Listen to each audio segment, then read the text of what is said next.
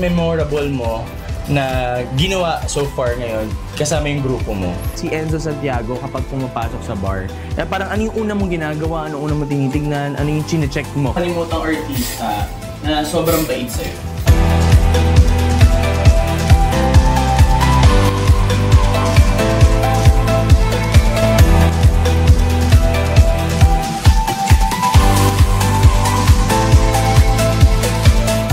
Sana magustuhan niya.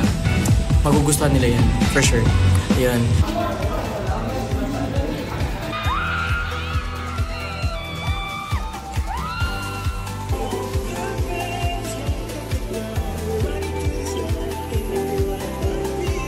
Thank you po, say hi. It's a wrap.